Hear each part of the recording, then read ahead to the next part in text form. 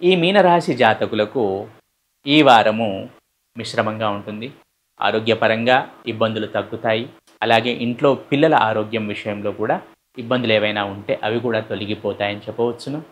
వృత్తి, ఉద్యోగ, వ్యాపారాల్లో ఉన్న ఈ మీనరాశి జాతకులకు చిన్న చిన్న ఛాలెంజెస్ వచ్చే అవకాశం ఉంది. వాటిని ఓవర్‌కమ్ చేస్తారు. ఆర్థిక పరంగా ఎటువంటి ఇబ్బంది అనేది ఉండదు ఈ మీనరాశి జాతకులకు. చక్కగానే ఉంటుంది. మీనరాశి జాతకులు కొత్త విషయాలు నేర్చుకోండి. కొత్త ఉద్యోగ ప్రయత్నాలు చేయండి. అప్‌స్కిల్ అవ్వండి. ఎక్స్‌పీరియన్స్‌ని పెంచుకోండి. మీ ఎక్స్‌పీరియన్స్‌కి తగ్గ ఉద్యోగాలకై ప్రయత్నాలు ముమ్మరం చేయండి. మీనరాశి జాతకులకు ముఖ్య సూచన ఇది. నేనెప్పుడు చెప్తుంటాను ధనస్సు రాశి జాతకులకు, మీనరాశి జాతకులకు. అప్‌స్కిల్ అవ్వండి. ప్రయత్నాలు పెంచండి. సీరియస్ ఎఫర్ట్స్ పెంచండి. ఉన్నత విద్య చేయాలనుకునేవారు తప్పకుండా ప్రారంభించండి. దానికి తగ్గ ప్రయత్నాలు మొదలుపెట్టండి.